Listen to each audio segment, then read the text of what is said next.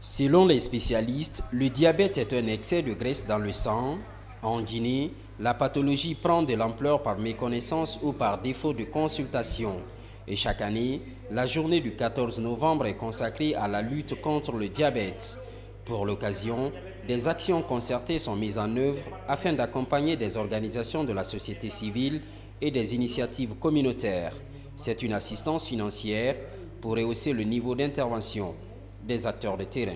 Le don qui nous a été fait aujourd'hui va servir à renforcer les capacités de la Fondation pour les objectifs prioritaires qu'elle s'est assignés. Ces objectifs prioritaires, c'est la sensibilisation, c'est le dépistage, c'est la formation des professionnels de santé, c'est la formation des pères éducateurs, c'est le suivi terrain des activités qui sont réalisées de sorte à comprendre comment le diabète évolue dans notre pays.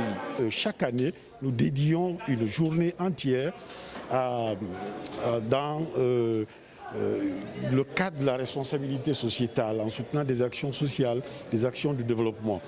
Et donc, depuis l'année dernière, nous travaillons avec les acteurs ou les associations, le personnel de santé œuvrant dans le cadre des maladies non transmissibles.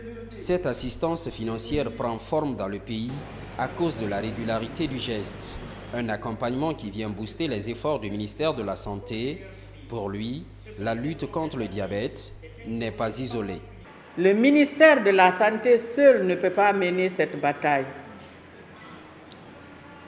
C'est une action multisectorielle. Il y a beaucoup de départements qui sont vraiment associés. Nous avons nos partenaires. Mais sachez que la société civile joue un rôle très important dans la lutte contre les maladies.